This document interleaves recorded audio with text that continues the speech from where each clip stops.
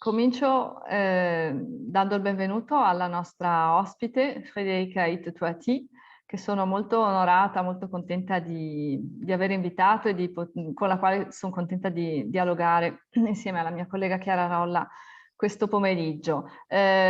Questo incontro è il primo incontro di un seminario del Dipartimento di Lingue e Culture Moderne dell'Università di Genova, che organizziamo insieme a un nutrito gruppo di colleghi che prevede un incontro al mese con esperti e soprattutto con colleghi in questa prima fase di 6 mesi, con colleghi che lavorano su ambiti afferenti alle scienze umanistiche e che si cimentano e che riflettono su questo macro tema che è l'antropocene. Sicuramente noi abbiamo osato iniziare a interrogarci su l'antropocene e infatti il nostro seminario si intitola Pensare l'antropocene e ci interessa sollecitare vari campi della ricerca umanistica e anche non umanistica naturalmente, anche delle scienze dure e così via, per confrontarci su come viene affrontata la riflessione sul pianeta e sulla nostra relazione con il pianeta nel quale viviamo. E sono molto contenta di poter dialogare con Frédérica Itotuati perché io l'ho ascoltata la prima volta 2 anni fa tra un confinamento e l'altro nel settembre-ottobre 2020 ho trascorso un mese a Parigi e ho potuto assistere a un incontro che si è svolto al Centre Wallonie-Bruxelles dove Frédéric era invitata con altre personalità e dove ha presentato la sua ricerca e nello specifico il suo libro Terraforma. E stavo già pensando a lavorare sull'antropocene con i colleghi e il suo approccio mi è sembrato assolutamente illuminante su come da parte dei nostri approcci scientifico-letterari, eccetera, si poteva pensare l'antropocene. E quindi mi fa piacere approfondire con lei questi aspetti. Frédérica Itotuati è specialista di letterature comparate e di storia delle scienze. Ha un dottorato in letteratura comparata a Paris 4 nel 2008 ormai ed è diplomata dall'Università di Cambridge, ha insegnato a Oxford e oggi è ricercatrice al CNRS a Parigi. Le sue ricerche si basano sul legame tra la letteratura e la scienza a partire dall'epoca classica, che per la Francia è il secolo XVII, e il suo primo libro esplora gli usi scientifici della letteratura e i rapporti tra la finzione e il sapere. E si intitola Fiction du Cosmos, Science et Littérature au XVIIe siècle. Questo studio è stato pubblicato dall'editore Gallimard nel 2011.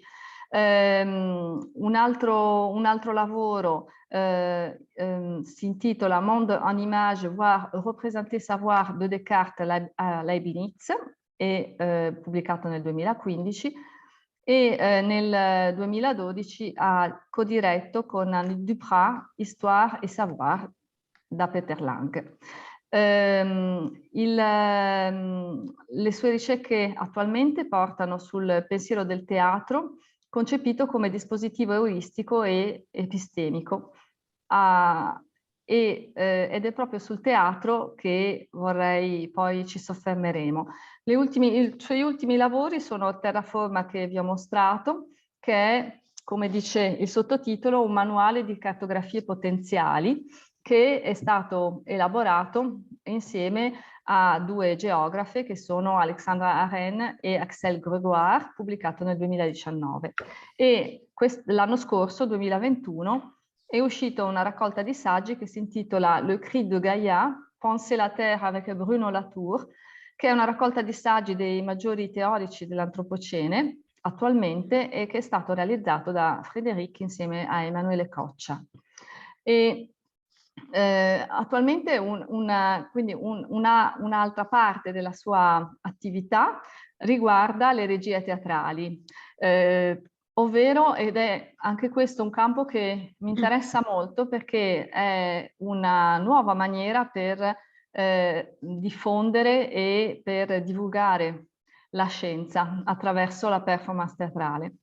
E Frédéric Aitoiti ha collaborato e collabora con Bruno Latour e i suoi lavori teatrali trattano di tematiche legate all'ecologia e vi do alcuni titoli. Abbiamo Gaia Global Circus, Le Théâtre des Négociations, Inside e Moving Earth. E lavora con la compagnia Zone Critique e i teatri in cui sono state rappresentate le performance sono Nanterre à Mandier, le Théâtre de l'Odéon a Parigi, al Centre Pompidou e poi anche al Kite Theater di Bruxelles e anche a New York e a Taipei. Quindi ha un'attività molto, molto intensa e mi fa piacere quindi introdurla e volevo dire a coloro che hanno necessità di ascoltare questa nostra colloquio in lingua italiana che possono farlo andando in basso nella barra degli strumenti e cliccando sulla lingua italiana, laddove c'è un mondo. E c'è la nostra interprete, la dottoressa Chiara Poggi, una nostra ex allieva, che molto gentilmente si occuperà della simultanea in italiano, verso l'italiano. E io sono Elisa Bricco, c'è scritto lì, e lavoro oggi, ci confrontiamo con Frédéric insieme alla mia collega Chiara Rolla. Frédéric, pour commencer, je vous remercie d'être là. On s'est déjà un petit peu parlé. Je voudrais vous demander simplement comment avez-vous commencé à aborder le sujet de l'anthropocène dans vos études, dans vos travaux. Merci Elisa. Et d'abord un très grand merci à vous avant de vous répondre pour cette vraiment très belle invitation. Je suis ravie d'être avec vous virtuellement aujourd'hui à Gênes et très heureuse de voir et de comprendre qu'avec votre département, vous ouvrez comme ça ce champ de réflexion.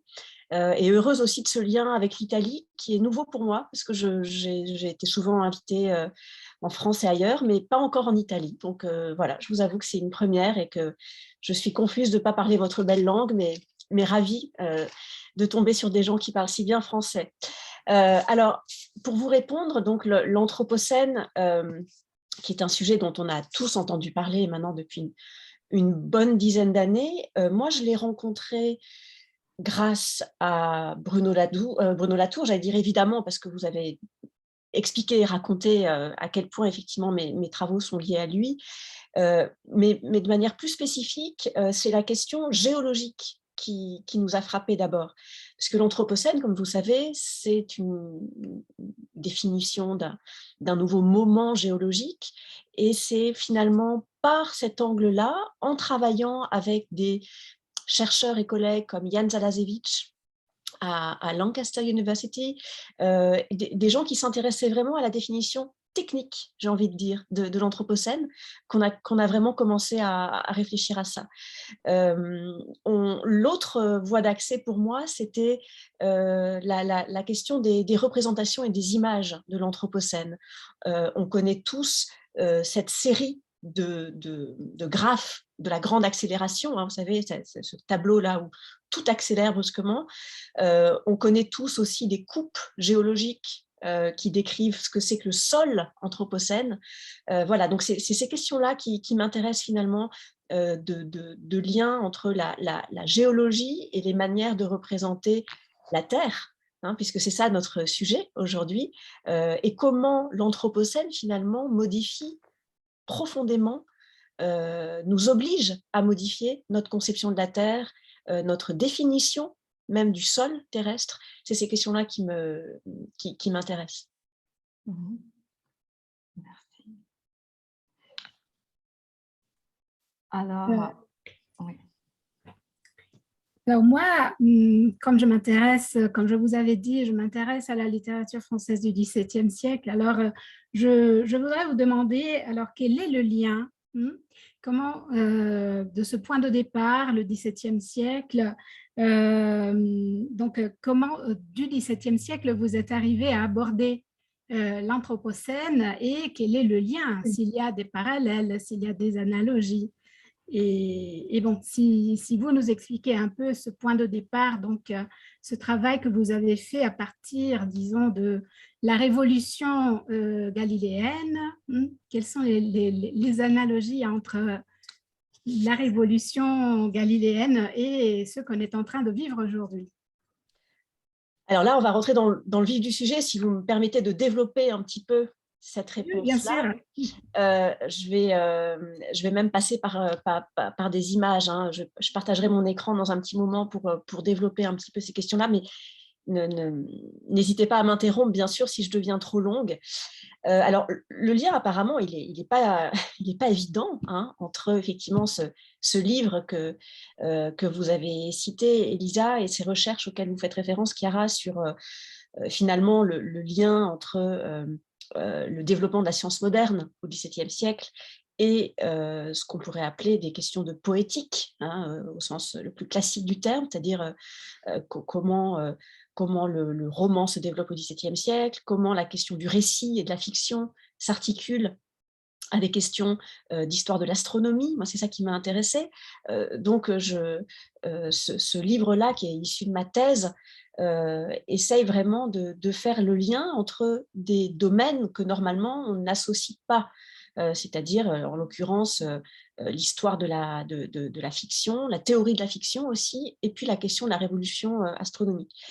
Et mon hypothèse de l'époque, et vous allez voir, je vais revenir à l'Anthropocène hein, par ce détour, mon hypothèse c'était que loin d'être en opposition, comme on voudrait nous le faire croire hein, quand on travaille sur d'un côté la littérature et de l'autre les sciences par exemple, eh bien loin d'être en opposition, je suis allée chercher des textes qui précisément montraient à quel point l'écriture narrative, voire fictionnelle, avait été instrumentale pour les astronomes du XVIIe siècle. Galilée, c'est évident, hein. Je parle des Italiens, vous connaissez ça beaucoup mieux que moi, mais également des textes assez techniques comme ceux de Kepler, de Huygens, de Tycho Brahe, de Descartes. Voilà, donc je me suis intéressée à cette connexion apparemment improbable, mais en fait extrêmement ancienne, hein, liée à l'histoire de la rhétorique, aux usages de la fiction et de l'hypothèse, qui font qu'au XVIIe siècle, l'histoire de la littérature et l'histoire des sciences se rencontrent, et se rencontrent pas simplement les usages classiques de la fiction pour dissimuler une science qui serait un petit peu trop révolutionnaire. J'avais envie de dépasser un petit peu cette vision-là de l'articulation littérature et science et de montrer à quel point l'écriture, la fiction, le récit pouvaient être au cœur d'une transformation cosmologique. Et là, j'ai dit le mot, je crois, j'espère, qui va me permettre de faire le lien avec aujourd'hui. Ce qui m'intéressait déjà à l'époque, c'était comment on accompagne, comment on saisit, comment on représente un bouleversement cosmologique, un bouleversement du monde. À l'époque, donc, je m'intéressais pas seulement aux récits, aux fictions et aux histoires de voyages lunaires, mais aussi aux images du cosmos et aux différents modèles cosmologiques. Et finalement, quand j'ai commencé à travailler à cause de Bruno Latour, avec Bruno Latour, sur des questions liées à l'écologie, je n'ai pas tout de suite vu le lien, pour vous dire la vérité. Je faisais déjà du théâtre à l'époque, et j'avais ma compagnie de théâtre, on a commencé à faire du théâtre ensemble avec Bruno, mais je n'ai pas tout de suite vu le lien avec mes recherches. Et en fait, au fur et à mesure, je me suis rendu compte qu'il y avait un lien très fort, c'est-à-dire que dans les deux cas, il s'agit d'un moment de bouleversement profond des représentations du monde. Alors, il faut être très, comment dire, il faut être très précis et prudent quand on fait ce genre d'analogie. Je suis comme vous, Chiara, 17e. Alors, on ne peut pas faire n'importe quoi avec, avec les contextes historiques, etc. Mais, et c'est là d'ailleurs, vous allez voir dans mon discours qu'il y a un petit peu deux postures que j'essaye de réconcilier, mais qui ne sont pas toujours évidentes. C'est une posture d'abord, premièrement, de chercheuse en histoire de la littérature et des sciences, d'une part, 17e, et puis l'autre posture, c'est celle de quelqu'un qui travaille sur les marges de l'université, avec ma compagnie de théâtre, sur des domaines et dans des domaines qui ne sont pas mes domaines d'expertise et de recherche premiers, donc sur la biologie contemporaine, le théâtre contemporain, l'écologie politique, voilà. Et finalement, ce n'est pas tout à fait le même statut de recherche pour moi, hein, même si au fond, c'est des questions proches. Donc, j'essaye de continuer à essayer de vous répondre. En tout cas, cette intuition, parce qu'il s'agit plutôt d'une intuition, qu'il y a un lien, une analogie, c'est vous qui avez dit le terme, il est juste, une analogie entre la révolution cosmologique du XVIIe siècle et ce que nous vivons, quel que soit le nom que nous lui donnons. Et Bruno Latour, comme vous savez, si vous avez lu ses derniers textes, utilise sans scrupule, j'allais dire, ce terme d'une bascule cosmologique, vraiment. Hein. Et c'est bien sûr dans notre dialogue depuis des années ensemble que s'est imposée cette analogie, en quelque sorte. Ce qui est intéressant après, c'est de voir les différences et les ressemblances. À quoi sert, d'un point de vue intellectuel, de rapprocher deux époques comme ça? Ça sert à s'équiper, en quelque sorte, à faire des hypothèses. Et c'est ça qu'on aime beaucoup faire. Et pour faire ces hypothèses-là, on choisit plutôt le médium théâtral. Donc j'aurais du mal à faire un texte aujourd'hui de philosophe ou d'historienne qui dit « Nous sommes en train de vivre une sorte de deuxième révolution galiléenne ». Je n'aimerais pas tenir ce rôle-là. En revanche, je n'ai aucun problème à le faire sur scène, dans le cadre d'un spectacle qui est une conférence-performance et qui s'assume comme expérience de pensée. Voilà, donc si vous voulez, c'est un usage de l'histoire des sciences et un usage de la recherche qui me permet en quelque sorte de pousser un peu loin certaines hypothèses et de les mettre en scène et de les exposer en quelque sorte à mes pairs, à mes contemporains, à mes collègues, mais aussi à un public de théâtre, sans prétendre asseoir une thèse historique ou historiographique par rapport à ça.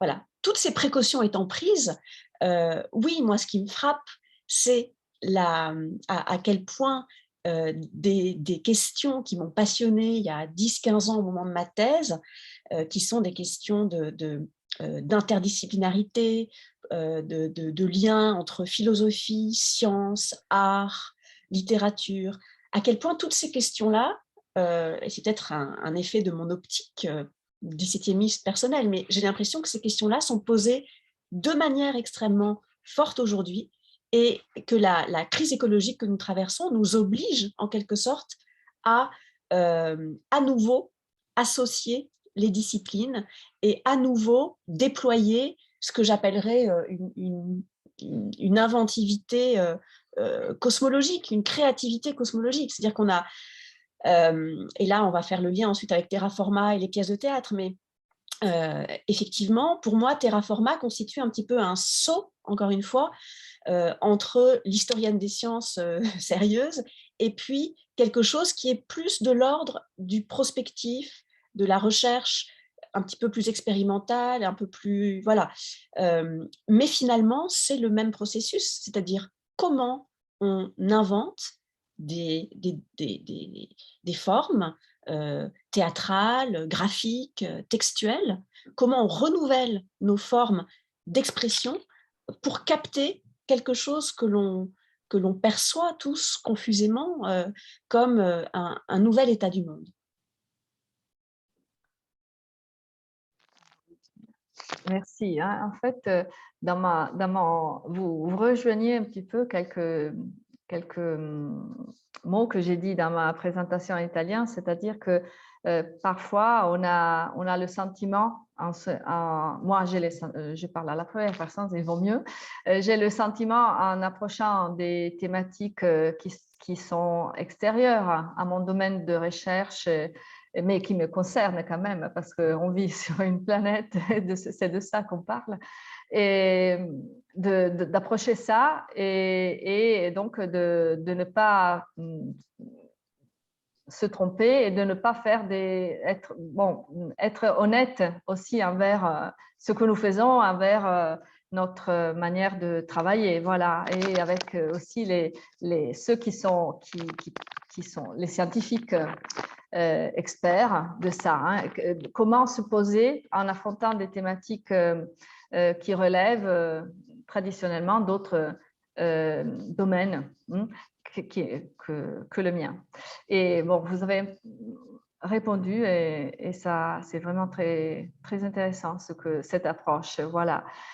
Bon, si vous voulez, ça m'intéresserait un petit peu si vous avez la possibilité de montrer quelques images de Terraforma, parce que c'est un ouvrage qui m'a attirée visuellement dès le début. Quand j'ai vu ce livre, j'étais vraiment très, très attirée. Je me suis dit, qu'est-ce que ça pouvait être, qu'est-ce que ça pouvait donner, ce projet, et comment vous avez, si vous voulez, travaillé avec les deux collègues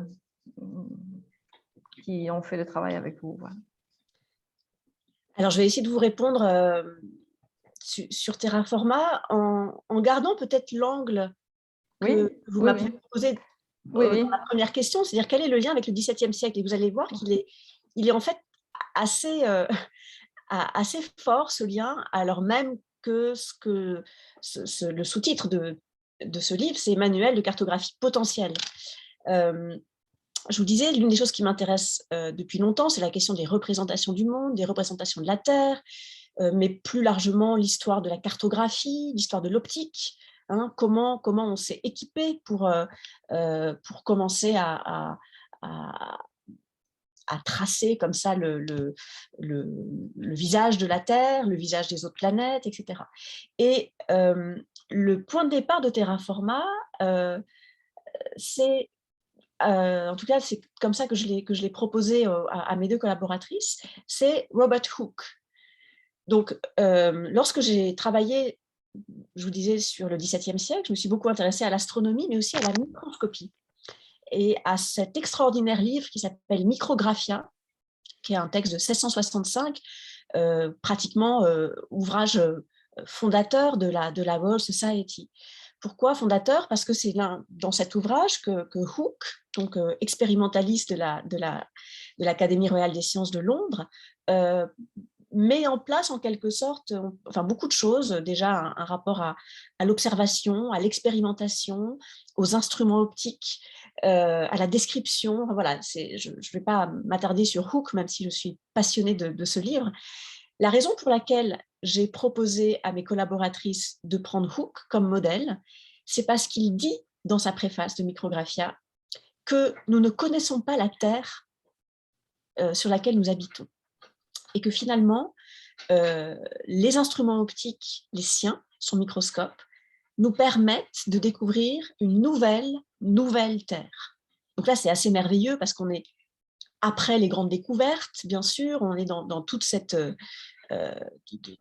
réflexion sur comment on décrit ce monde inconnu qu'on découvre aux Amériques.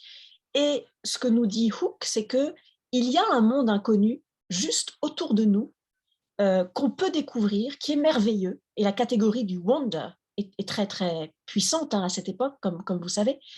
Et ce monde peut être découvert si on s'équipe de ces lentilles.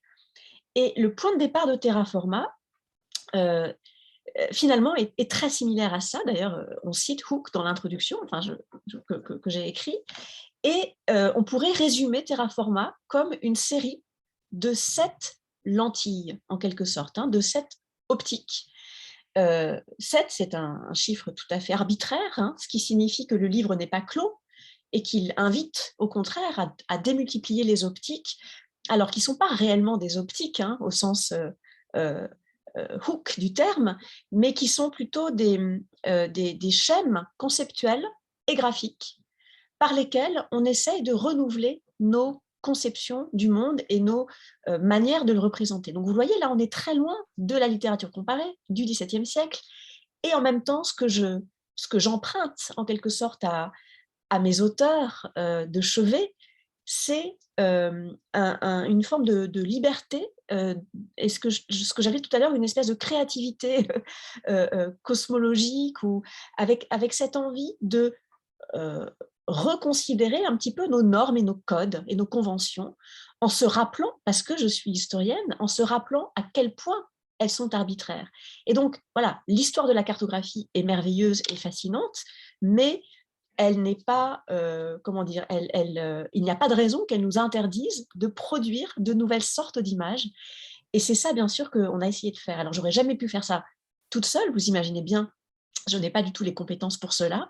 Et par contre, ce qui m'a passionnée dans cette histoire de Terraforma, c'est ce que j'essayais de dire au début, c'est la nécessité d'une alliance entre des disciplines qu'on n'a pas tellement l'habitude de mettre ensemble dans nos universités contemporaines.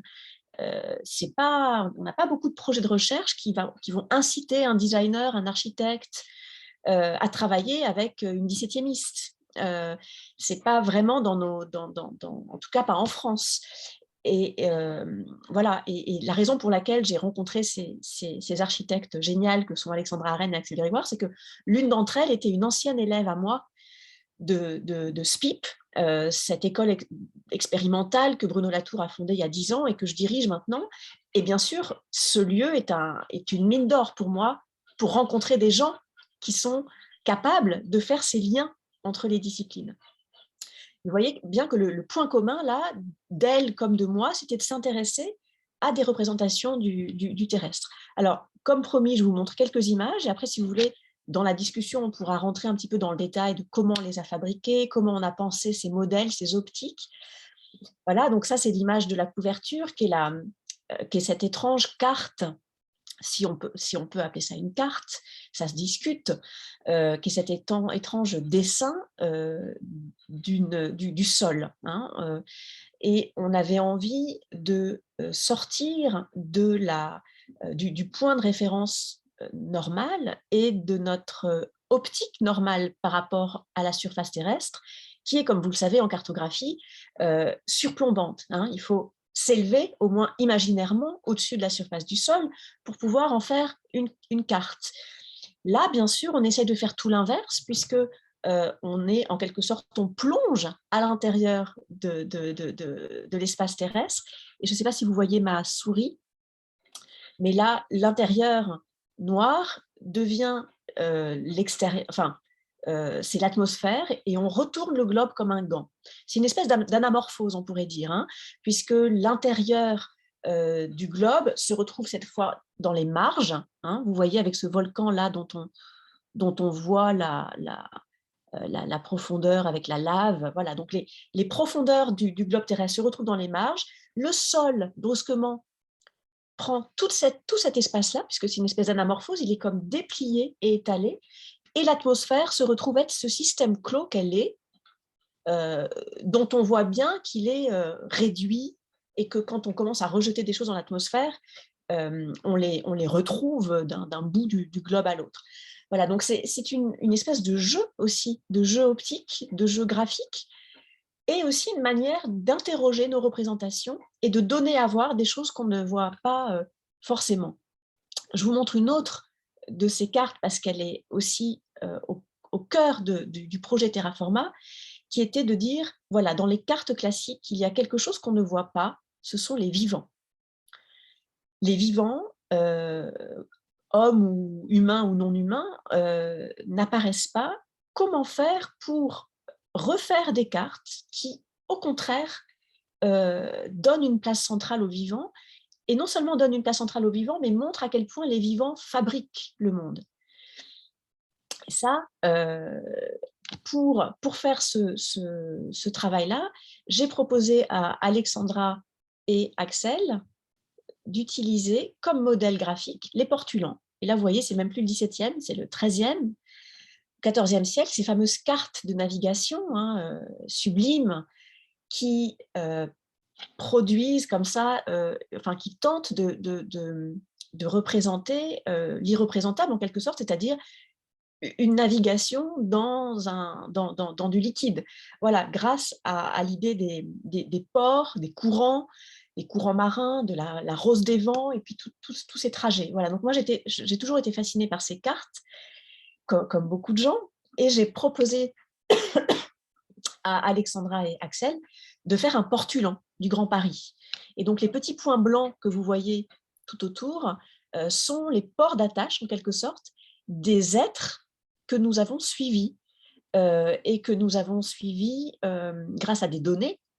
Donc là, c'est une carte du Grand Paris, si vous voulez, mais extrêmement incomplète, hein, mais on a récupéré tout ce qu'on a pu comme données de déplacement. Hein. Donc en fait, l'idée, c'est que les animés, comme on les appelle, hein, puisqu'on essaie de ne pas différencier les humains, les non-humains, et voir les virus, voir les rivières, enfin voilà, tout ce qui produit en quelque sorte le paysage. L'idée, c'est que tous ces êtres-là ont un territoire de vie, un territoire d'habitude, et qu'on peut tenter de le dessiner. Et non seulement de le dessiner, mais même d'en faire des petites typologies, puisque on s'est rendu compte qu'on avait des manières de bouger un peu singulières les uns et les autres, et qu'on peut distinguer des typologies en balançoire, en sillon, en éventail, voilà. Donc ça, c'est un petit peu, après, c'est un petit peu des manies d'architecte, mais j'ai bien aimé voir comment elle se saisissait comme ça des données pour essayer d'en faire des typologies, des signatures, on pourrait dire, des formes de signatures géométriques. Voilà, donc là, vous voyez, je pourrais parler des heures de chacune de ces cartes, mais je ne vais pas le faire pour relancer la conversation, mais juste insister sur le fait que Terraforma est une espèce de proposition un peu folle et en même temps fondée, encore une fois, sur la folie du XVIIe siècle, en quelque sorte, sur cette profusion de propositions graphiques, visuelles, et sur l'envie de redéployer nos possibilités formelles, représentationnelles aujourd'hui. Est-ce que vous voulez nous expliquer comment vous avez fabriqué ces cartes? C'est très intéressant. Absolument, je peux vous expliquer non seulement les cartes, mais le livre, en fait, parce que le livre est vraiment un drôle d'objet. Vous le voyez depuis le début, je vous parle d'interdisciplinarité, d'alliance, du fait que je n'aurais jamais pu faire ce livre sans mes co-autrices, et je ne pense pas qu'elles auraient pu le faire sans moi non plus. C'est-à-dire qu'il y a vraiment quelque chose qui est de l'ordre de la productivité singulière de ces alliances. Pourquoi je dis ça? Parce que Terraforma, il y a du texte et des dessins, mais il ne faut pas croire, contrairement aux apparences, que je suis l'autrice du texte seule et que Alexandra et Axel ont fait les dessins. Ça serait, je repars de là parce que ça va être important pour la suite. Ça serait trop simple, et ça serait surtout une espèce de répartition des rôles binaires qui est ce contre quoi je travaille, vous le voyez bien. Tout dualisme me donne des boutons, qu'il s'agit de image-texte ou science-littérature, ou enfin tous ceux que notre modernité a pu forger. Donc là, en l'occurrence, dans la manière qu'on a eu de travailler, moi, ce qui m'a vraiment passionnée, c'était que, vous le voyez, j'en ai parlé un petit peu, j'ai proposé à Alexandra et Axel des références graphiques, historiques. Elles-mêmes ont produit une grande partie des textes, puisqu'une grande partie des textes sont en fait nos discussions à bâton rompu qu'on a transcrites et ensuite que moi j'ai retravaillées, ou des notes à elles que j'ai reprises, même si au final c'est plutôt moi qui ai écrit le texte et évidemment plutôt elles, encore heureux pour les dessins, qui maîtrisent les outils vectoriels des architectes qui leur permettent de produire ces images-là. Finalement, on a toutes les trois participé au texte et aux images. Voilà, donc comment on a fait ces images? C'est pas aussi fantaisiste que ça en a l'air, en tout cas, ça ne l'est pas du tout. C'est étrangement des images extrêmement composées. Je peux essayer de vous faire l'histoire de l'une de ces cartes, en partant de ça, du fait que cette carte que je vous ai montrée, cette carte du sol que je vous ai montrée, elle a été faite à partir d'un lieu précis qui est la vallée de la Chimie à Lyon, qui est un lieu extrêmement pollué où Alexandra et Axel ont travaillé en tant qu'architectes paysagistes pendant 10 ans au sein d'une agence d'architectes. Donc elles ont accumulé une énorme quantité de données, voilà d'autres images de la vallée de la Chimie à Lyon. Et Projet Base Paysagiste, c'était leur agence d'architectes. Donc, elles ont accumulé vraiment des données très précises, puisqu'elles devaient, comme beaucoup de jeunes architectes aujourd'hui, proposer des projets sur des sols pollués. Donc, la base même de Terraforma, on pourrait dire, et le sujet de votre séminaire, c'est l'Anthropocène.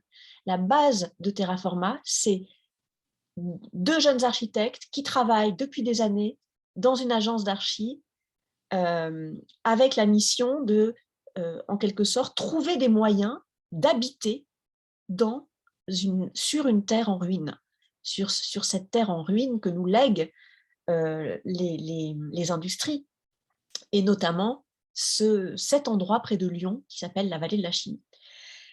Donc, Alexandra et Axel ont accumulé des données et elles ont été très frustrées pendant 10 ans de ne pouvoir rien faire de ces données.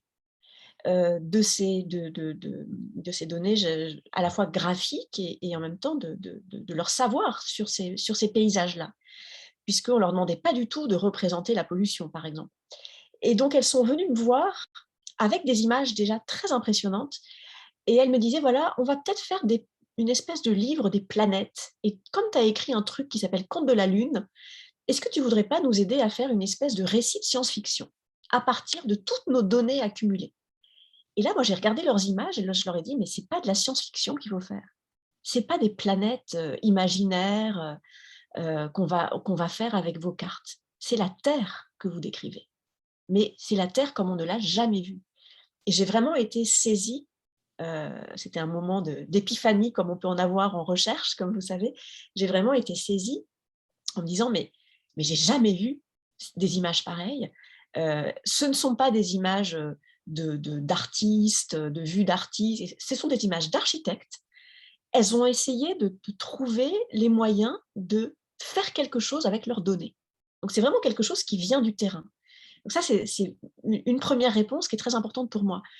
La deuxième manière de vous répondre, c'est de dire que dans le livre, on donne le mode d'emploi de chacune des images, qui sont d'abord des modèles, puisque comme je vous le disais, c'est des espèces de propositions, c'est des lenses, c'est des lentilles optiques, et on donne le mode d'emploi exactement comme Hooke, au début de Micrographie, a dit, ben voilà, si vous voulez faire cette lentille, vous prenez ça, vous faites...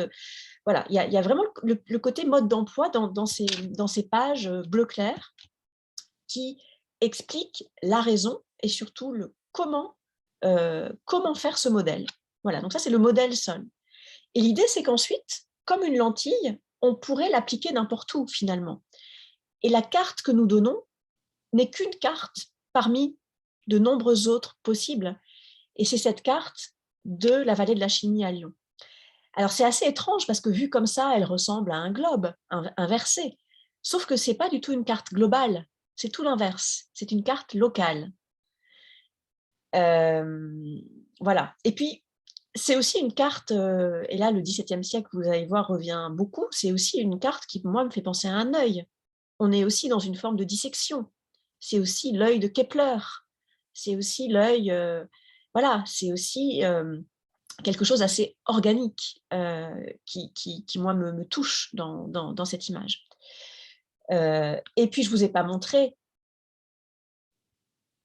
l'autre origine, évidemment, de cette image, qui est Kircher, que je ne vais pas vous présenter, puisqu'il a vécu la grande majorité de sa vie à Rome, et qu'il a, pour ce mundus subterraneus, voyagé beaucoup en Sicile, en Campanie, à l'époque des grands tremblements de terre, et qu'il a même descendu dans le cratère du Vésuve. Voilà, donc ces images extraordinaires de Kircher que vous connaissez, évidemment, là aussi, vous voyez bien qu'il y a une analogie assez assumée avec notre image. Donc, c'est compliqué, en fait, de faire la généalogie de ces images. Hein. C'est à la fois, pour résumer, des données, un effort pour conceptualiser une nouvelle manière de représenter le sol, et en même temps, se laisser happer, j'ai envie de dire, par un souci esthétique qui, pour moi, n'a rien d'anecdotique ou de simplement secondaire. C'est-à-dire que la question de la beauté de ces images, alors c'est pas à moi d'en juger, hein, mais moi, elle me frappe, elle me touche, et ce n'est pas secondaire. Ça fait partie presque de la recherche et de l'outillage nécessaire pour cette question qui est de se rendre sensible finalement au terrestre, autrement. Mais je peux vous en montrer d'autres si vous voulez. Et puis, alors attendez, parce que là je vous en ai montré que 2 finalement, alors qu'il y en a 7. Où sont les autres? Alors, elles ne sont jamais présentées comme ça dans le livre, mais là je les ai présentées comme ça pour la présentation, parce qu'il y a à gauche le modèle et à droite la carte, entre guillemets. Donc ça, c'est assez amusant aussi, le modèle frontière. En 2 mots, l'historique. C'est Axelle qui a passé beaucoup de temps dans les Pyrénées, pareil, pour un projet professionnel. Elle a travaillé énormément sur les Pyrénées comme zone frontière, et on avait envie de représenter un peu différemment la frontière. La frontière, normalement, est une ligne de séparation entre 2 territoires, je ne vous apprends rien, mais en lisant les anthropologues, les éthologues, les ethnologues, les biologistes, les géologues et tous nos collègues scientifiques, ou d'ailleurs de sciences sociales, en anthropologie aussi, on sait bien que la frontière est une zone, que la frontière n'est pas une ligne. Et donc, on avait envie de représenter la frontière comme une espèce de ruban. Et c'est là que j'ai proposé à Axelle et Alexandra le ruban de Moebius comme image mentale commune. Et là, c'est absolument magique quand vous travaillez avec des gens qui ont les capacités graphiques que moi, je n'ai pas. Une semaine plus tard, elles arrivent avec cette image en me disant, ben voilà, alors c'est pareil, j'étais saisie. C'est pas exactement le ruban de Moebius, c'est autre chose, mais elles ont travaillé sur cette idée d'un ruban un peu infini, et ça leur permettait, l'idée de ruban, de faire varier cette fameuse épaisseur de frontières, et de réfléchir à des questions d'interaction, de polarisation, de répartition des territoires à l'intérieur de la frontière.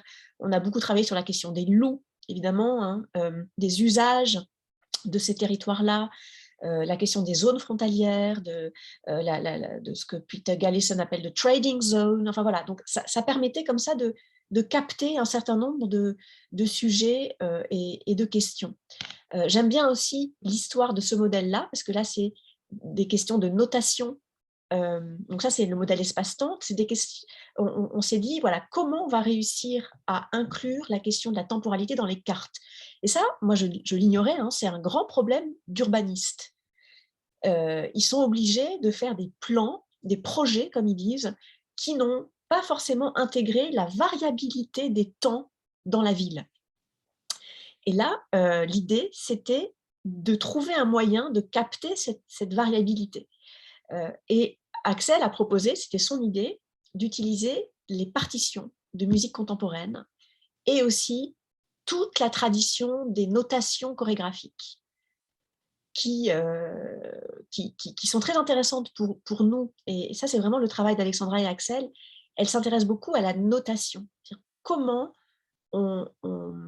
quel code, quel signe on invente pour capter des gestes, des mouvements, des figures, des choses qui ne sont pas simplement topographiques ou toponymiques. Hein. Comment on capte autre chose. Voilà. Donc ça, vous allez me dire encore, c'est très loin de mes compétences, ça l'est. Et en même temps, je trouve ça vraiment passionnant. C'est cette question de, comment dire, de la data visualisation. Hein. C'est un domaine de recherche extrêmement développé, le rapport entre la donnée et la visualisation.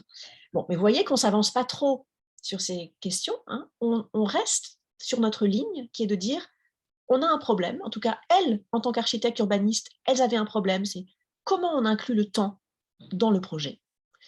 Et on se sert d'une référence graphique, contemporaine cette fois, ou relativement récente, hein, celle du XXe siècle, pour inventer une autre manière de raconter l'occupation. Et vous voyez, en fait, c'est différents lieux de la ville qui ont des temporalités différentes. Hein. Un quai de gare, un trottoir où un marché se déroule, une école, une rue, une maison privée, évidemment, n'ont pas les mêmes temporalités et donc impliquent, et les saisons également, qu'on essaie de représenter là, impliquent de prendre en compte tous ces espaces-temps. Je vous redonne la parole. Merci, c'est très passionnant hein, de vous entendre et aussi d'imaginer un petit peu le travail que vous avez fait. C'est vraiment intéressant parce qu'il y a le mélange des disciplines, il y a des approches et aussi ce regard sur la réalité concrète aussi qui est très intéressant parce que le point de départ est très concret et ça devient une visualisation captivante, tout à fait captivante. Et ce qui me frappe aussi, c'est aussi que la quantité de données que vous avez intégrées, hein, parce qu'il y a le problème de la pollution, il y a dans la carte des frontières, il y a aussi les mouvements des personnes, j'imagine, mais aussi des animaux. Hein, donc, cette entité que la frontière, cette zone que la frontière, elle contient, c'est un milieu comme un autre. Et oui, et c'est vraiment passionnant. Et aussi, je trouve que c'est... Bon, moi je l'ai lu et j'ai essayé de le comprendre, le livre, qui n'est pas du tout facile. Et avec votre explication, j'y rentre un petit peu plus. Hein, c'est utile, vraiment utile pour revenir sur ça. Et ce sera utile. Et je ne sais pas si ça vous dit de passer à l'autre grand sujet de votre activité, qui est celle de la performance théâtrale et de l'activité de... Non, je ne sais pas si on peut l'appeler divulgation, parce que je trouve qu'il y a quand même un lien, hein, une liaison entre cette activité de cartographie potentielle, donc de recherche de représentation de l'humain, de notre milieu plutôt que de l'humain, et aussi, et donc représenter quelque chose à partir de problématiques qui nous concernent et chercher à les rendre intelligibles ou à démontrer qu'il y a des spécificités, qu'il y a des problématiques et comment, comment je passe au théâtre, comment on peut faire une sorte d'opération similaire à partir de la scène, parce que ce sont les contenus que l'on passe et c'est une autre manière de passer des contenus le moment où on passe dans la scène. Alors, comment en quoi ça consiste? Parce que sur Internet, il y a vraiment très peu de captation vidéo. Donc, il faudra attendre de voir un spectacle quand il y aura à nouveau des spectacles. Et qui sait? Et voilà, donc comment on passe au théâtre et comment ça se fait et pourquoi aussi, le cas échéant. D'abord, pour commencer, je vous dis, je serais ravie de venir jouer en Italie si l'occasion se présente. Et je vais commencer par un tout petit peu vous contredire, mais pour le plaisir de la discussion, juste plutôt me servir des termes que vous avez utilisés pour préciser un petit peu à quel endroit pour moi le théâtre intervient. Vous avez dit divulguer, vous avez dit contenu. Vous connaissez un peu mon travail. Et évidemment, pour moi, il ne s'agit pas tellement de divulguer ou de médiatiser ou de vulgariser un contenu qui serait existant. Parce que finalement, ça voudrait dire que la scène, l'art, le théâtre, les images viennent après la conceptualisation.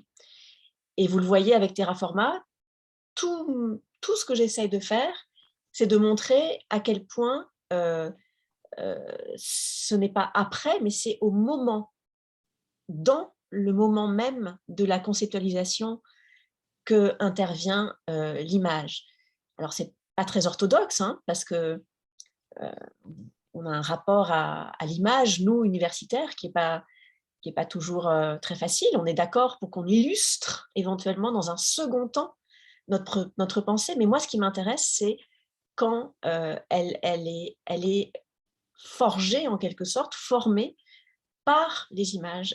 Et c'était exactement la même chose quand j'ai fait Les Contes de la Lune.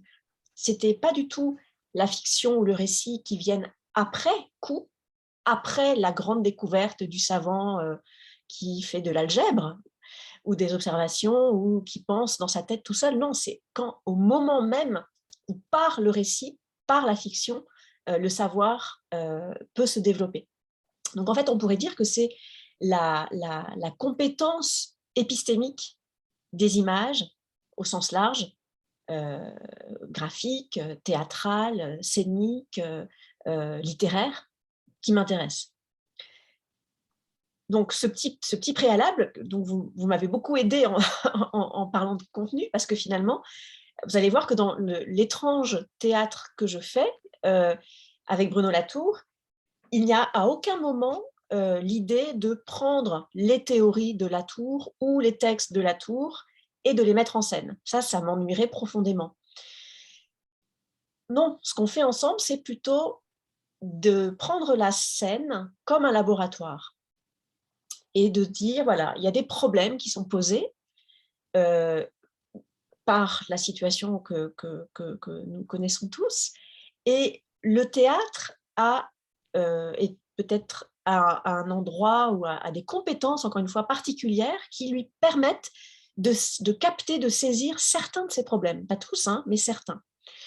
Et donc, je vais essayer d'être un petit peu claire, mais j'ai l'impression qu'en fait, il n'y a pas tellement de séparation pour moi entre tout ce que je viens de vous présenter sur Terraforma et tout ce que je fais au théâtre avec Latour. Et j'en veux pour preuve, je vais vous parler un petit peu de Inside, et vous allez voir que Inside était en quelque sorte pour moi une introduction à Terraforma, une espèce d'entraînement, un prolégomène, on pourrait dire, à Terraforma.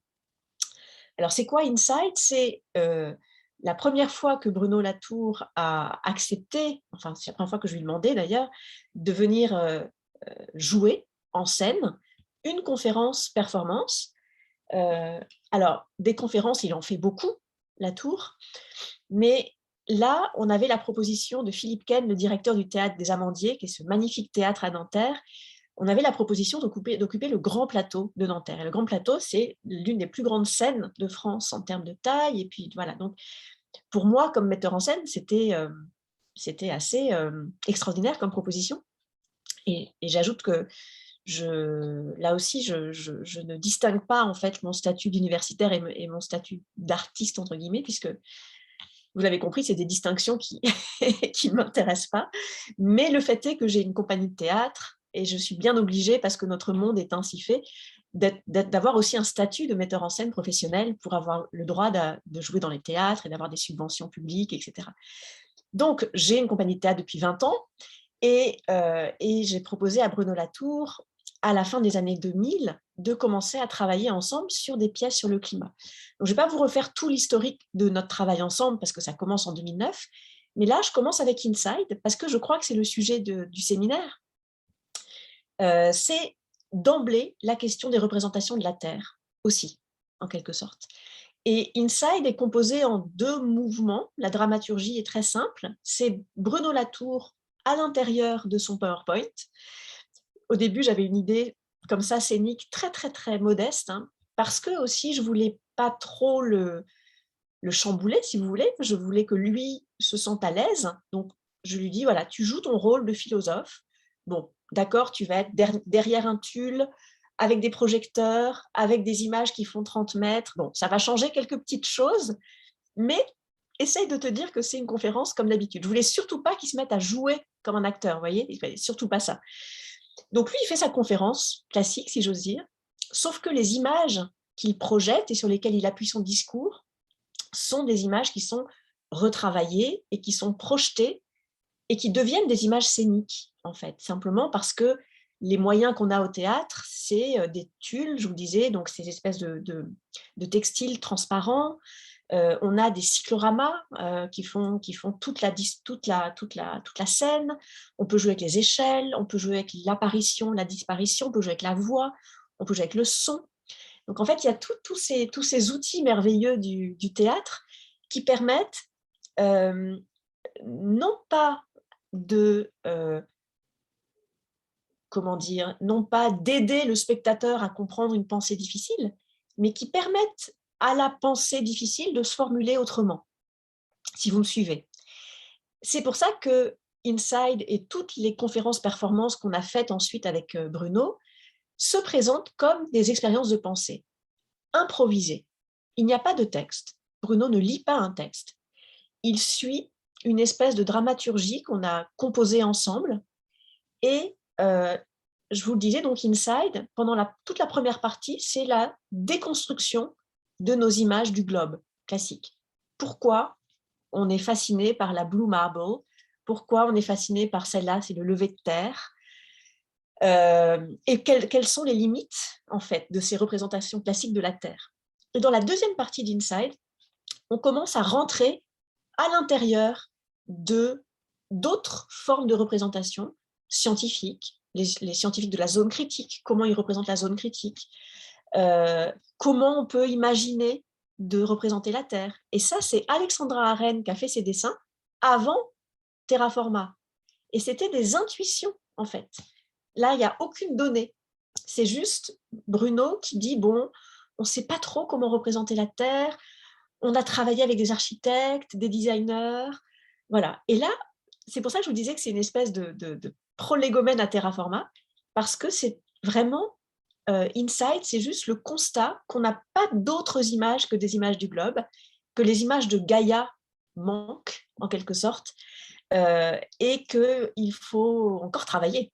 En fait. Donc Inside est assez déceptif, je crois, pour le public, parce que c'est vraiment la destruction de l'image du globe classique, enfin, destruction, en tout cas, on les adore, ces images, il ne s'agit pas de les détruire, mais en tout cas, on prend un petit peu de distance avec elles, on montre qu'elles supposent le point de vue de Sirius, qu'elles supposent d'être dans l'espace, qu'elles supposent toute une construction technique, et on essaye de proposer d'autres images.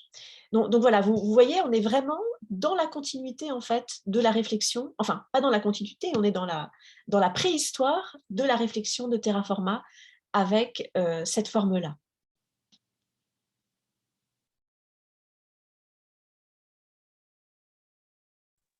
Bon, là, je trouve que vous avez touché un point crucial de votre réflexion, à savoir regarder la Terre de l'intérieur.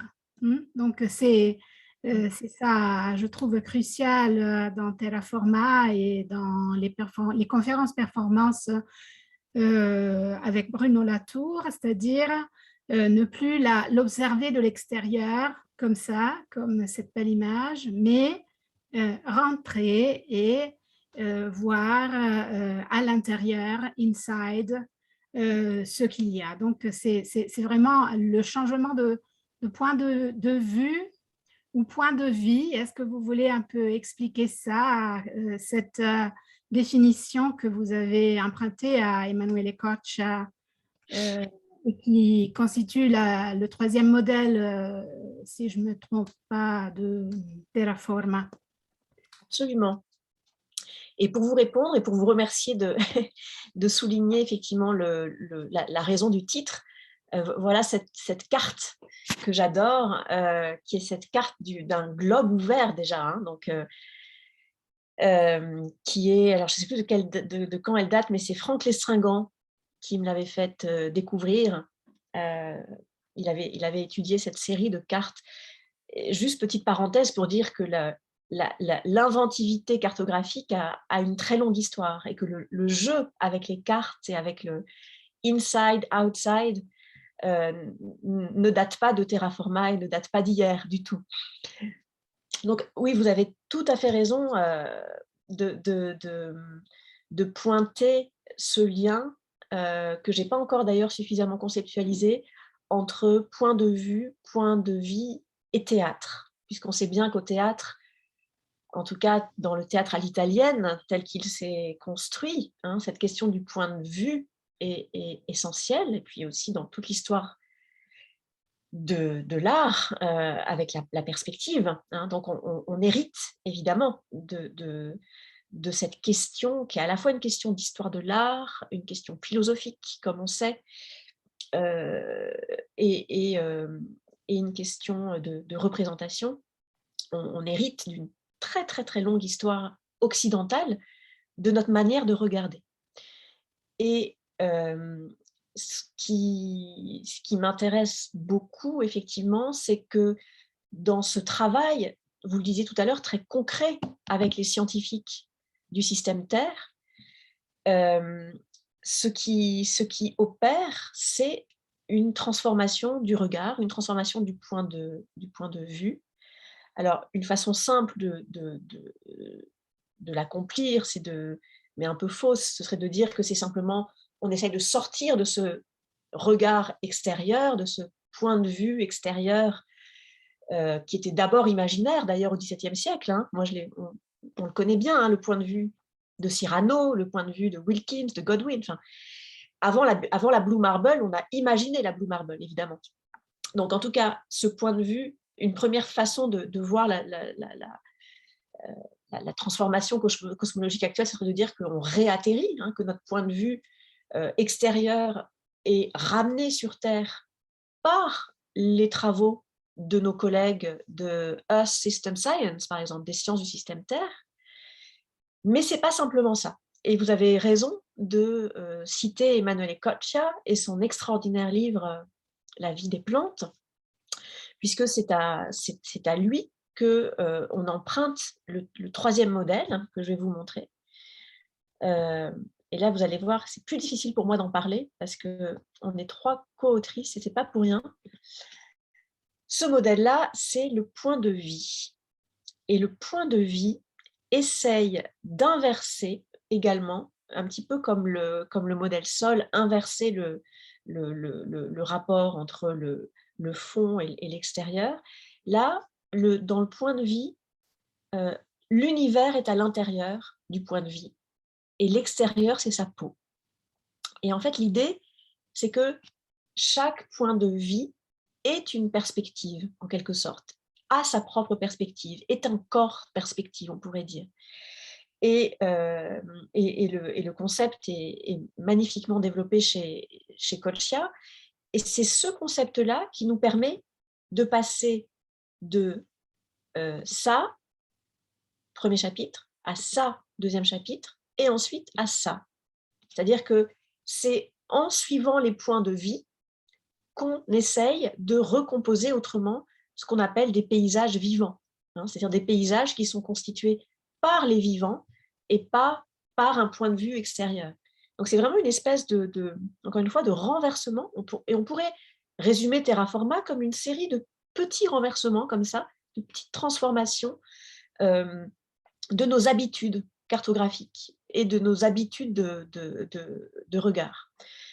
Donc, qu'est-ce que ça signifie si on se situe non plus à l'extérieur, mais inside, non plus dans le point de vue, mais dans le point de vie, non plus dans la perspective cartographique, mais dans l'idée que les cartes elles-mêmes sont faites par les vivants, non plus dans la perspective que l'espace est un contenant dans lequel il y aurait des vivants, mais inversons aussi et imaginons que l'espace est produit par les vivants, n'est pas du tout un contenant. Voilà, c'est tous ces petits renversements-là qu'on essaye de faire, enfin ou bien par des cartes, ou bien par des performances.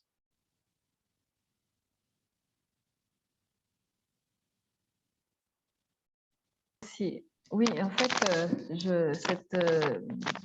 c'est vraiment le changement de perspective qui est fondamental, je trouve. Et cette proposition de changer de perspective pour approcher ce qui nous entoure de manière différente. Voilà. Et si je voulais rester un petit peu dans les performances et vous demander de nous raconter encore quelque chose après Inside, qu'est-ce que vous avez fait et quelles ont été... Bon, si vous donnez-nous quelques autres images, quelques autres idées de ce que vous faites. Alors, je vais vous parler de Moving Earth, et ce qui va me permettre de répondre, de continuer à répondre à la première question sur le XVIIe siècle, c'est ce que je vous disais tout à l'heure. Je vais répondre de plusieurs manières. D'abord en metteur en scène, simplement. On pourrait dire que ces différentes conférences performances, à chaque fois, vous voyez, c'est très sobre comme mise en scène, mais c'est à chaque fois un dispositif, en quelque sorte. C'est un dispositif très, très, comment dire, très explicite, qui est posé au départ, que je propose à Bruno Latour, et que je lui propose pour faire son expérience de pensée. Donc, dans Inside, c'était le dispositif du PowerPoint, transformé en image scénique. Et dans Moving Earth, qui est donc le deuxième de la trilogie, de ce qu'on appelle maintenant la trilogie terrestre, c'est le bureau du philosophe en train de faire des hypothèses, comme d'habitude, en train de travailler. Et c'est vrai que moi, j'avais envie de partager avec un public, là on est au Théâtre de l'Odéon, dans cette magnifique salle du Théâtre de l'Odéon, dans le 6e arrondissement, j'avais envie de partager avec le public ce moment que je trouve assez passionnant quand on travaille avec Bruno, d'élaboration de la pensée. Et c'est pour ça que ce sont des conférences performances et pas des spectacles lus ou récités avec un texte fini. À chaque fois, il y a quelque chose qui se joue dans la proposition, dans l'expérience, qui peut rater, en quelque sorte. Donc là, la proposition de Moving Earth, c'est et si on faisait l'hypothèse que l'époque dans laquelle nous sommes est aussi révolutionnaire que l'époque de Galilée. Il manque le G là parce qu'il est sous le document. Et moi, j'ai proposé à Bruno ce dispositif avec un bureau filmé par une caméra zénithale et le bureau est peint en noir, donc il peut écrire à la craie dessus. Et pendant tout le spectacle, il joue avec ce parallélisme. Et je vous le disais, il est assez fantaisiste du point de vue de l'historiographie, mais du point de vue de la dramaturgie, il est assez amusant. C'est-à-dire qu'on se dit, voilà, à gauche, on met La vie de Galilée de Brecht, et hop, on pose le livre. À droite, on met, je l'ai juste là, Le contrat naturel de Michel Serres. Voilà, et on réfléchit, on voit si ça marche. À gauche, on met Galilée, à droite, on met Lovelock. À gauche, on met 1632, le carnaval de 1632, les révoltes suite à l'annonce de Galilée pendant le carnaval. À droite, on va mettre 2009, les manifestations des enfants dans la rue dans le monde entier. Voilà, donc on fait des analogies avec tout ce que ça suppose de liens discutables. Et surtout, et là ça devient intéressant, on creuse ce lien. Et c'est là que Bruno commence à s'amuser. Et c'est là qu'il y a de l'expérimentation, et c'est là qu'il y a, qu'il y a du théâtre alors il y a des gens qui vont dire que ce n'est pas du tout du théâtre ce que je fais, je les respecte, et on peut tout à fait préférer aller voir Tchekhov, et moi aussi parfois. Mais là, ce qu'il y a de théâtral, en tout cas pour moi, si on accepte cette définition un peu large du théâtre, c'est cette espèce d'excitation et d'euphorie de la pensée en train de s'élaborer, en train de se faire. Et je vous le disais, ce qui est amusant, là où ça commence à devenir amusant, c'est quand on se dit, bon, alors Galilée, évidemment, c'est le Galilée de Brecht, déjà, qui est un petit peu réinterprété, puis même c'est le Galilée de Biaggioli, par exemple, c'est le Galilée courtisan, c'est le Galilée un peu revu et corrigé par l'histoire des sciences de ces 20 dernières années. Et c'est un Galilée dont on sait qu'il avait des liens compliqués avec les puissants. Ça devient intéressant. Et Lovelock, c'est pas du tout l'espèce de génie comme ça, pur, héros qu'on voudrait imaginer. Lovelock, c'est quelqu'un qui a travaillé avec les services secrets britanniques, avec les grandes industries polluantes dans les années 70-80, voilà. Et là, on sort un petit peu de ces grandes images et on commence à faire des liens intéressants.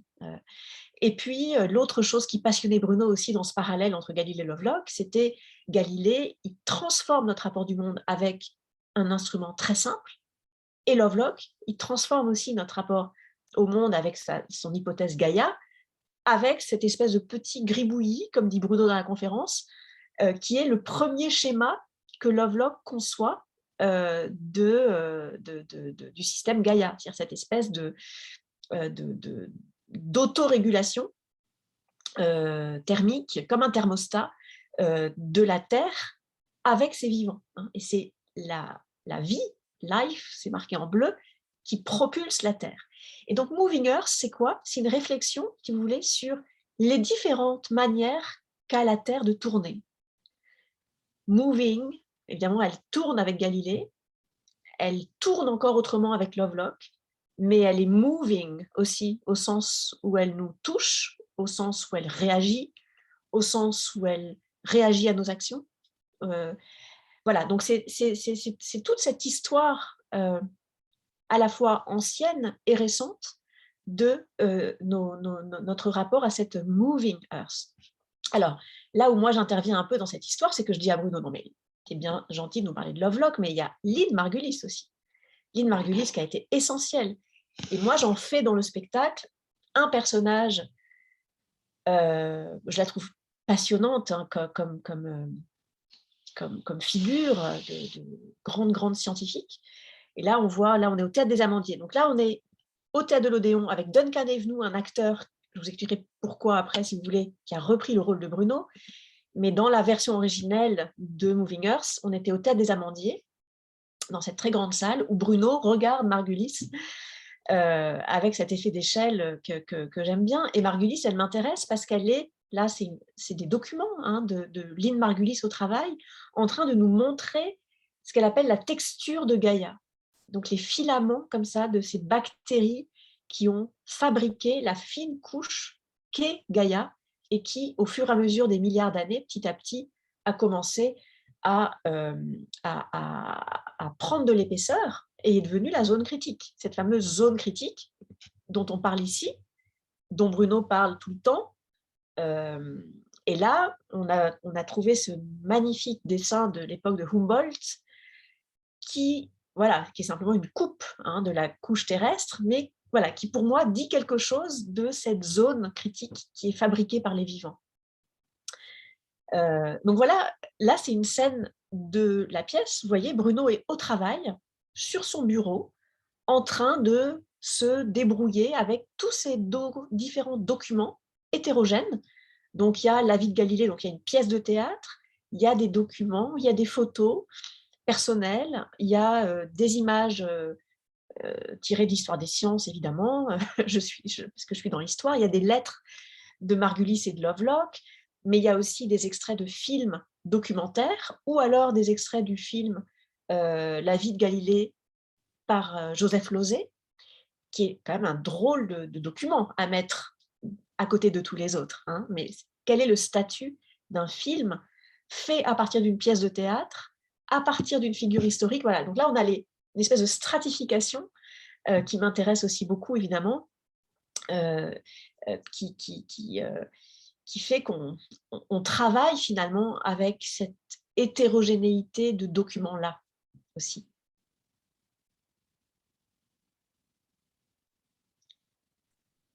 Moi, j'ai une toute petite question peut-être banale à propos de Moving Earth que j'ai appréciée ce matin parce que j'ai trouvé sur Internet une conférence au Centre Pompidou où vous avez montré ce parallèle sur scène entre la vie de Galilée de Brecht et les manifs en 2009 des jeunes citoyens. Et je trouve que c'est génial vraiment comme dispositif. Bon, j'aimerais bien aller au théâtre et le voir. Et ma question peut-être banale, c'est pourquoi le pluriel? Pourquoi c'est Moving Earth avec le S du pluriel? Alors, c'est pas banal du tout comme question. Enfin, c'est un étrange pluriel, effectivement. Alors, une manière de vous répondre, c'est de vous dire qu'il y a ces différentes manières de tourner dont je parlais tout à l'heure. Hein. Il y a la Terre qui tourne de Galilée, qui n'est pas tout à fait la même que la Terre qui tourne de Lovelock, qui n'est pas tout à fait la même que la Terre de l'Anthropocène, qui réagit. Hein, ou que notre Terre, là, depuis quelques années, qui nous émeut et nous terrorise. Enfin, voilà, donc il y a toutes ces sortes de terres, mais il y a une autre manière de vous répondre, et malheureusement, je ne l'ai pas mis dans mes slides là, mais je peux essayer de vous le retrouver. C'est que Moving Earth finit par une espèce d'étrange planétarium scientifique. Non, je vais quand même vous le montrer, je vais le trouver dans mon ordinateur, je vais vous le montrer. C'est une des hypothèses de Bruno, et c'est pour ça que j'avais besoin d'un tableau noir et d'une craie. Et c'est d'ailleurs quelque chose qu'il a ensuite utilisé dans Où atterrir. Et là, vous voyez que le théâtre parfois précède les livres, hein, c'est ce que je vous disais, c'est-à-dire qu'il élabore sur scène certaines de ses idées. Donc là, j'essaie de retrouver le planétarium scientifique. Le planétarium politique, pardon. Parce que le planétarium, évidemment, vu mes sujets, vous comprenez que ça m'amuse beaucoup, les planétariums. Mais Bruno a proposé un planétarium. Est-ce que je vais le retrouver ?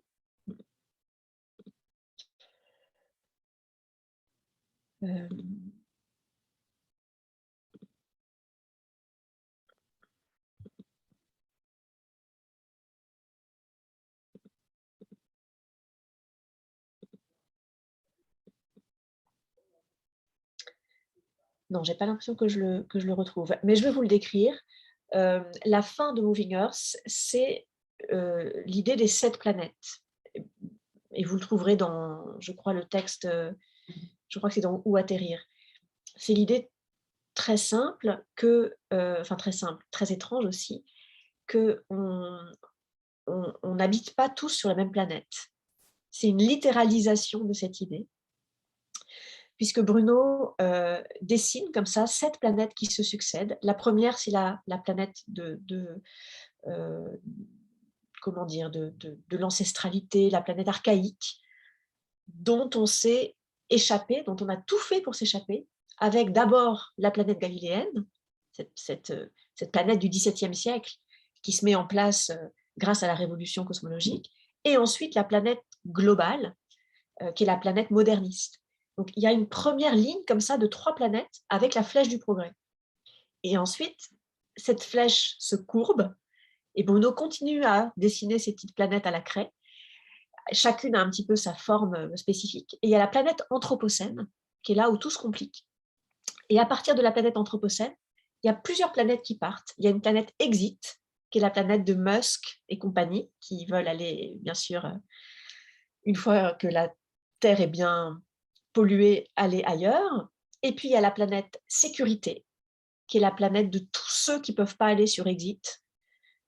Et puis, il y a une 7e ou 8e, je n'ai pas compté, planète, qui est la planète terrestre, ou Gaïa, qui est celle qu'on essaye de définir ensemble. Donc, vous voyez, cette espèce de petit dessin très naïf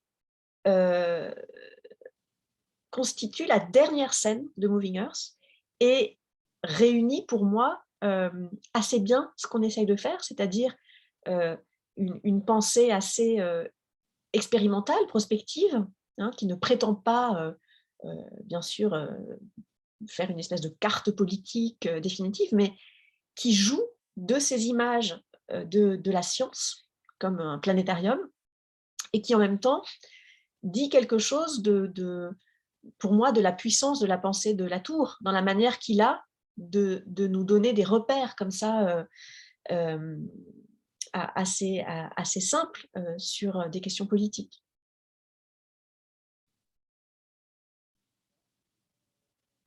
Merci beaucoup. Même pour cette clausule qui nous suggère oui, qu'il y a de la politique quand même à affronter certains discours. Écoutez, je ne sais pas si en fait, nos amis qui nous écoutent veulent intervenir avec des questions. Je ne sais pas si Frédéric, vous avez encore... moi, je pense que vous nous avez donné un aperçu bien approfondi de vos travaux et vous nous avez donné aussi envie d'approfondir. Ce n'était que le début, voilà. Moi, j'ai encore 5-10 minutes, si vous voulez un petit peu Oui. dialoguer. Oui, je serais ravie, évidemment, d'entendre, y compris et surtout les objections, parce que c'est ça qui est intéressant. Alors, si quelqu'un veut intervenir, en italien ou en français, je suis disponible à traduire pour Frédéric les questions, et le cas échéant. Allora, se ci sono domande, suggestioni, Frédéric diceva anche opposizioni, critiche, molto volentieri è disponibile a ascoltare e a rispondere. C'è Davide Vago che ha alzato la mano. Davide. Voilà. Bon, voilà. Mais un grand merci d'abord Frédéric, parce que je vous connais déjà, j'ai lu votre Conte de la Lune. Et là, j'étais ravi de vous entendre et d'approfondir aussi votre travail sur le théâtre, justement.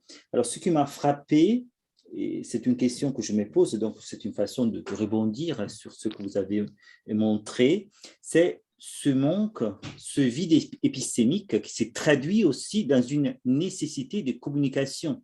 C'est-à-dire, ce qui nous manque encore, ce sont les récits de l'Anthropocène. Donc, il y a une grande difficulté, par exemple, en littérature, on se pose la question, comment dire tout cela? Et à mon avis, ce que vous avez montré avec le travail, par exemple, théâtral et l'expérience donc de l'atelier, en quelque sorte, de la dramaturgie que vous avez montré, vous montrez très bien qu'on peut utiliser avec la créativité, justement, qui est liée à la dramaturgie, au théâtre, dire ce moment de crise et raconter l'Anthropocène. Je vous remercie de cette remarque parce que en fait, vous faites le lien. C'est intéressant, hein, c'est pour ça que je suis très reconnaissante de votre invitation. Vous faites le lien entre des domaines que j'ai, contrairement à tout ce que j'ai dit sur ma tendance à ne pas diviser les choses, mais de fait, l'activité théâtrale est tellement prenante que parfois je ne fais pas toujours le lien avec ce que j'essaye de faire, notamment sur la question du récit. Et j'en ai pas du tout parlé alors que c'était le 3e terme, effectivement, de mon titre. Donc, c'est très, très important d'en parler. Alors, c'est marrant parce que j'essaye de finir avec un étudiant à moi un petit livre qui s'appelle Contes de la Terre, qui est donc la suite des Contes de la Lune, et qui travaille sur cette question qui m'intéresse beaucoup, comme vous l'avez dit, de la difficulté à saisir en littérature ces questions-là. On a tous en tête le livre de Amitav Ghosh, bien sûr. On a aussi peut-être tous en tête le livre de Anat Singh sur le champignon de la fin du monde. Et j'avais écrit un petit article pour Critique sur le livre de Tsing qui s'appelait Récit de la Terre, où j'essayais de un tout petit peu de poser quelques pistes de, voilà, ça serait quoi la poétique ou les poétiques de l'Anthropocène, à quoi ressemblent ces récits et dans quelle mesure l'Anthropocène nous oblige à repenser profondément certaines des catégories aristotéliciennes, carrément, hein, c'est-à-dire des catégories de narratologie classique, le rapport à la temporalité, le rapport au début, au milieu, à la fin, le rapport aux actants, c'est des questions de sémiotique aussi. Voilà. Donc j'essaie de poser un petit peu le chantier. Et à aucun moment, je n'avais fait le lien, pas comme vous le faites en tout cas, avec ce que je fais avec Bruno. Peut-être parce que dans ma tête, c'était un peu différent. Il y aurait eu d'un côté les écritures de l'Anthropocène. Et ce qui m'intéresse d'ailleurs, je ne sais pas ce que vous pensez de cette hypothèse, moi l'hypothèse que j'essaie de défendre dans ce livre, que je vous livre pour discussion, c'est de dire que c'est finalement beaucoup plus dans les sciences humaines et sociales que ce renouvellement a lieu qu'en littérature. Pour aller un petit peu dans le sens d'Amitav Ghosh qui dit, ben voilà, c'est quoi les grands romans de l'Anthropocène en fait. Et moi, ce qui me frappe, alors après, je suis un peu influencée parce que je travaille avec eux, mais je travaille avec Emmanuel Ecochia, je travaille avec Bruno Latour, je travaille avec Vinciane Després, Isabelle Stengers, Patrice Morisot. C'est des gens qui ont une inventivité, pour le coup, je dirais, d'écriture, qui fait que il me semble que c'est beaucoup là que ça se joue, ces récits de la Terre, ces récits de l'Anthropocène. Et je ne m'étais pas du tout dit que finalement, ce qu'on fabrique avec Bruno, ça pouvait être de ce côté-là. Pourquoi ? Parce que moi, je pense en termes de dispositifs. Et je m'étais dit, voilà, moi, j'essaie de construire avec Bruno des espèces de petites modélisations. Et en fait, vous avez raison, la façon dont il reprend toutes ces idées sur scène, elle n'est pas vulgarisée, comme je disais au début, mais elle est narrativisée. Ça, c'est très juste. Et par exemple, dans Moving Earth, non seulement il y a ce parallèle dont je vous parlais, mais en fait, c'est surtout une grande histoire. C'est surtout Bruno Latour au coin du feu qui nous raconte l'histoire de la découverte ou l'invention de la théorie Gaïa entre 1965 et 1975, et le moment où ils se sont rencontrés, et pourquoi Lovelock a pensé à ça, etc. Donc, c'est l'histoire des sciences récentes, et c'est effectivement une manière de raconter comment lui-même a été touché ensuite, Louis Bruno, par tout ça. Donc, merci beaucoup, et je veux bien qu'on continue à discuter de dans quelle mesure c'est par le théâtre qu'on trouve une forme de récit. Non, mais merci. Ce qui manque peut-être, c'est une poétique de l'Anthropocène, justement. Ce que vous essayez de faire, à mon avis, vous l'avez très bien montré, c'est une poétique, une nouvelle forme de poétique. Peut-être qu'en littérature, les écrivains sont encore en train de chercher. Mais d'ailleurs, vous avez cité Baptiste Morisot, qui dans ses essais, moi j'ai lu Les Diplomates, par exemple, utilise souvent des métaphores étonnantes. Donc, il revient à la puissance, en quelque sorte, originelle et originaire du langage poétique. Donc, peut-être c'est aussi une question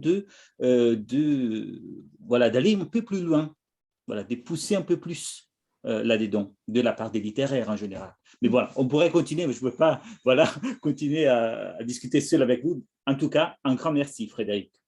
Merci Oui. de vos remarques. Cette question sur les narrations contemporaines me touche beaucoup, mais je ne veux pas intervenir, mais si vous voulez, une autre fois, on se re-rencontre, parce que je suis tout à fait convaincue qu'en fait, il faut changer la donne, c'est-à-dire qu'il faut laisser de côté Aristote, c'est-à-dire la littérature comme on l'entend ou on l'entendait, et considérer qu'on fait de l'écriture créative d'une manière différente. Et alors là, on trouve déjà des formes de narration qui ne sont pas tout à fait littéraires au sens canonique, mais qui sont quand même des narrations véritables, et c'est de la littérature, c'est des récits. Voilà. Mais je laisse ça, et parce qu'il y a Laura Quercioli qui a levé la main, je lui laisse la parole. Laura, se vuoi parlare in italiano, traduco io. Eccomi,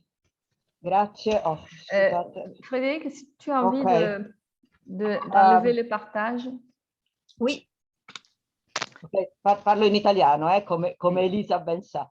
No, avevo una curiosità su come nel dettaglio si svolgono questi spettacoli, magari è stato pure detto e non l'ho recepito, ovvero c'è la tour che presenta le sue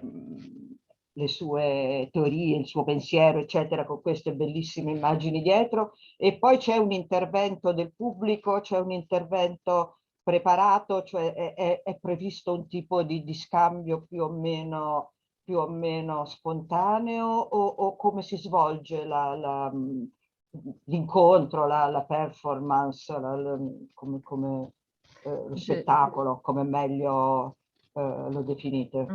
Je traduis ou vous avez compris Je veux bien que vous me traduisiez, j'ai pas tout. Alors, en fait, elle se demande comment ça se déroule les conférences performances, c'est-à-dire, il est clair qu'il y a Bruno Latour sur scène avec les images derrière, et ensuite, mais elle ne comprend pas si ensuite il y a une forme d'interlocution avec le public ou de dialogue, ou si c'est seulement lui sur scène et sa parole qui est transmise. Non, c'est une très bonne question, merci. Merci Laura pour ça. Alors, ce qui est important pour Bruno et moi depuis qu'on fait du théâtre ensemble, c'est-à-dire depuis 2009, bien avant les conférences performances, il y a eu des pièces avec des acteurs, mais qu'on avait écrites avec Bruno, il y a eu plein d'autres choses. Il y a clairement l'envie de susciter la conversation avec le public. Donc, en plus, les théâtres sont assez friands de ce genre de soirée. Donc, c'est assez rare qu'il y ait juste la pièce et puis chacun rentre chez soi. Justement parce que c'est un travail en cours, justement parce que c'est des questions beaucoup plus que des réponses, parce que c'est parfois formulé de manière un peu provocante, parce que Bruno est quelqu'un d'assez véhément, en tout cas, voilà, il aime bien être sur un mode de discours qui n'est pas très, pas forcément purement universitaire, et puis d'autant plus quand il est sur scène. Donc oui, pour vous répondre, le plus souvent, il y a un dialogue avec le public, avant, pourquoi pas, après, voilà. C'est vraiment des formes qui appellent ça. Aussi parce que ce sont des formes de performance, hein, donc qui sont dans un rapport au présent, dans un rapport au public très, très, très présent. Et puis, l'autre chose que je voulais dire, c'est que parce que c'est improvisé, Inside, par exemple, on l'a joué, je crois, pas tant que ça, mais une dizaine de fois peut-être, un petit peu dans pas mal de pays, en anglais ou en français. Et donc, moi, j'ai 10 versions d'Inside enregistrées quelque part, puisque ça a bougé. On l'a joué la première fois en 2016, et puis après, on l'a rejoué en 2017 jusqu'en 2019. Évidemment, la pensée de Bruno, c'est pas un acteur, c'est pas un comédien qui répète la même chose. Donc, la pensée a bougé, on a dû inventer d'autres images, intégrer parfois des images de terraforma, changer la conclusion politique parce que on n'en était plus au même endroit, c'était de pire en pire en général. Voilà, donc c'est vraiment des formes qui sont très très loin d'être fixes, qui sont des formes mouvantes et qui sont des formes au travail, et donc assez, qui se prêtent assez bien à intégrer le public. Merci Frédéric, merci beaucoup. Merci. Est-ce qu'il y a d'autres, ci sono altre domande? Je suis très contente parce qu'en fait, j'ai eu beaucoup de matière à réfléchir, donc voilà. Et bon, comme je sais que Frédéric doit partir, donc s'il n'y a pas d'autres questions, je ne veux pas l'obliger à... Bon, oui. Je dirais qu'on en a eu pour notre réflexion pour les prochaines. Oui, il y a un collègue qui écrit dans la chat que c'est Antonella Primi, donc je lui dis bonjour parce que j'ai été très contente de voir son nom, qui est géographe et qui dit qu'elle a beaucoup apprécié la rencontre et l'interconnexion entre les disciplines, hein, et qu'elle va lire Terraforma. Merci. Je serais ravie d'avoir vos retours, parce que les géographes sont très importants pour cette réflexion, évidemment. Donc, je serais ravie d'avoir un dialogue aussi sur ces sujets. Ouais. Voilà, donc merci Frédéric et Tuati pour votre générosité, pour avoir passé cette heure et demie plus avec nous. Et à la prochaine, je vous dis à la prochaine parce que ça ne se termine pas là, sûrement. Merci Elisa, merci à tous. J'étais très heureuse de cette discussion et voilà, merci d'avoir eu la patience de m'écouter. Je serais ravie de rester en contact et de poursuivre cette discussion. Je crois qu'on a beaucoup de sujets en commun. Oui. Merci encore. E au revoir. E grazie a tutti coloro che sono stati a ascoltare. Arrivederci. Au Grazie revoir. molte per essere stati con noi. Au revoir. Grazie. Voilà. Ciao. Grazie. Ciao. Ciao. Ciao. Arrivederci a tutti. Grazie, arrivederci. Grazie a voi Grazie. di essere Ciao. stati qua. Sì. Alla prossima. Ciao a tutti. Ciao. E grazie a Chiara Poggi, la nostra interprete. Grazie Chiara. Grazie. Spero che i colleghi abbiano apprezzato. Arrivederci a tutti.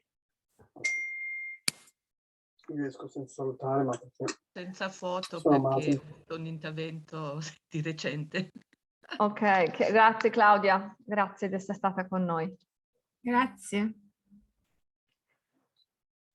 Chiudo Chiara? Sì, dai. Bene. Chiudo e ci sentiamo al telefono. Dai, ci sentiamo al telefono. Ciao. Grazie Claudia. Grazie, arrivederci.